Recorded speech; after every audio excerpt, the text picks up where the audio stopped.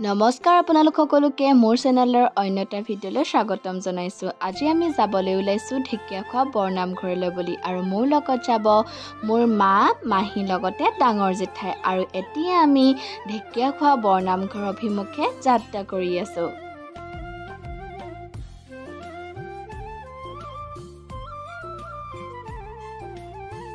আৰু এতিয়া আমি ঢেকীয়াখোৱা বৰনামঘৰলৈ যোৱা মূল তোৰণখন পাই গ'লোহি। যিহেতু আমি শৰাই দিম আৰু সেয়েহে ৰৈ আমি শৰাই সামগ্ৰীসমূহ ক্ৰয় কৰি ল'লোঁ আৰু তাৰপিছত পুনৰবাৰ আমি নামঘৰলৈ বুলি গৈ আছোঁ। আৰু এতিয়া আমি ঢেকীয়াখোৱা বৰনামঘৰ পাই গ'লোহি আৰু সেয়েহে এতিয়া আমি ভিতৰ ভাগত প্ৰৱেশ কৰিবলৈ বুলি গৈ আছোঁ। ঢেকীয়াখোৱা বৰনামঘৰ অসমৰ যোৰহাট নগৰৰ পৰা প্ৰায় 12 কিলোমিটাৰ পূব দিশত অৱস্থিত। ই 37 নং ৰাষ্ট্ৰীয় ঘাইপথৰ পৰা প্ৰায় 3.5 কিলোমিটাৰ দূৰত ঢেকীয়াখোৱা গাঁৱত অৱস্থিত। জনশ্ৰুতি অনুসৰি 1528 চনত 1450 শকত মহাপুৰুষ মাধৱদেৱে এই নামঘৰ প্ৰতিষ্ঠা কৰিছিল।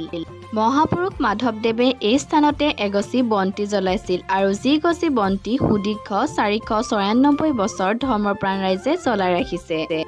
ভাদ মাহত ঢেকীয়াখোৱা বৰনামঘৰ মৰ্ত্যৰ বৈকুণ্ঠপুৰীলৈ পৰিণত হয় বুলি লোকবিশ্বাস আছে আৰু ইয়াত শুদ্ধ মনেৰে শৰাই আগবঢ়ালে মনৰ আশা পূৰণ হয় বুলিও এক বিশ্বাস আছে। আমি যিহেতু শৰাই দিছোঁ আৰু সেয়েহে ককাসকলক শৰাই সামগ্ৰীসমূহ দি এতিয়া আমি বন্তি জ্বলোৱা স্থানলৈ বুলি গৈ আছোঁ আৰু সঁচাকৈ পৰিৱেশটো বৰ বেছি ধুনীয়া হয়। নামঘৰ চাৰিপাশটো পূৰা চাফ চিকুণকৈ ৰাখিছে আৰু তাত থকা ককাসকলে ইমান ধুনীয়াকৈ আমাক মাত বোল কৰিছে আৰু প্ৰত্যেকটো অকণমানি কথাত আমাক সহায় কৰিছে। সেইটো কাৰণে কালি গৈ বহুত বেছি ভাল লাগিলে আৰু এতিয়া আমাৰ বছৰটো যাতে ভালে কুশলে যায় সেয়েহে আমি সকলোৱে চাকি বন্তি জ্বলালোঁ।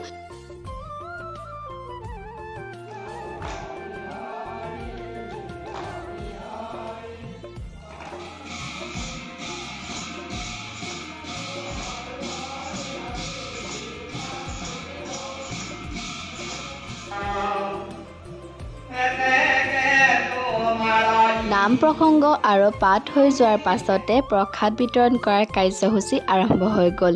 সঁচাকৈ নামঘৰ বা মন্দিৰৰ প্ৰসাদ খোৱাৰ মজাটোৱেই বেলেগ, মানে তাত বেলেগ এটা কিবা আমেজ আছে। আৰু এয়া ময়ো প্ৰসাদ পালোঁ আৰু এয়া হৈছে নামঘৰ ভিতৰতে থকা ভগৱান বিষ্ণু আৰু ইয়াতে ঢেকীয়া ফুল সংৰক্ষণ কৰি ৰাখিছে। এয়া হৈছে ঢেকীয়াখোৱা বৰনামঘৰৰ মূল মণিকূট ভাগ আৰু তাৰপিছত আমি সকলোৱে ইয়াত সেৱা কৰি নামঘৰৰ চাৰিওফালৰ পৰিৱেশটো চাওঁ বুলি আহিলোঁ আৰু এয়া হৈছে শ্ৰী শ্ৰী মাধৱদেৱে ভৰি ধোৱা মহাভাগ আৰু ইয়াতেই সংৰক্ষণ কৰি ৰাখিছে। আৰু ঢেকীয়াখোৱা বৰনামঘৰত এটা পুখুৰীও আছে আৰু এই পুখুৰীতে বহুত ডাঙৰ ডাঙৰ মাছ আছে। সঁচাকৈ নামঘৰৰ চাৰিওফালৰ পৰিৱেশটো বৰ ধুনীয়াকৈ বতাহো বলি আছে।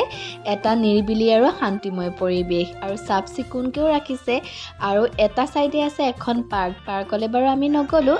এনেদৰে আমি নামঘৰত দিনটো বৰ ধুনীয়াকৈ পাৰ কৰিলোঁ আৰু তাৰপিছত আমি ঘৰলৈ বুলি উভতি আহিলোঁ। ঢেকীয়াখোৱা বৰনামঘৰৰ পৰা লাচিত মৈদামলৈ মাত্ৰ 6 কিলোমিটাৰ। সেয়েহে আমি ভাবিলোঁ এবাৰ লাচিত মৈদামতো সোমাই যাওঁ আৰু আমি লাচিত মৈদাম পাবলৈ আৰু অকণমান দূৰ আছে। তাৰপিছত আমি এতিয়া লাচিত মৈদাম পাই গ'লোহি আৰু লাচিত মৈদামৰ গেটখন খুলি আমি সোমাই যাওঁতে প্ৰথমতেই দেখিবলৈ পালোঁ পাত বাহাৰ গছ আৰু সঁচাকৈ পৰিৱেশটো বৰ ধুনীয়া সেউজীয়া।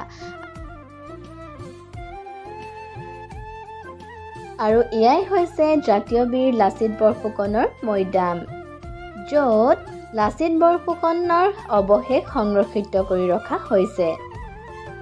এয়া হৈছে লাচিত বৰফুকনৰ প্ৰতিমূৰ্তি, প্ৰায় 125 ফুট। উদ্বোধন কৰিলে যদিও আচলতে বাহিৰৰ কামসমূহ সম্পূৰ্ণকৈ হৈ উঠা নাই আৰু যদি সম্পূৰ্ণকৈ হৈ উঠে তেতিয়া মই আপোনালোকক আকৌ এবাৰ লৈ যাম লাচিত বৰফুকনৰ প্ৰতিমূৰ্তিৰ ওচৰলৈ আৰু সঁচাকৈ পৰিৱেশটো যদি সম্পূৰ্ণ হৈ উঠে আৰু দেখিবলৈ ভাল লাগিব। যিহেতু তাত আমাৰ ভিতৰলৈ যাবলৈ নিদিলে আৰু সেয়েহে আমি ঘৰলৈ বুলি আহিলোঁ আৰু ৰাস্তাতে একাপ চাহ আৰু আমি পৰঠা খাই ল'লোঁ।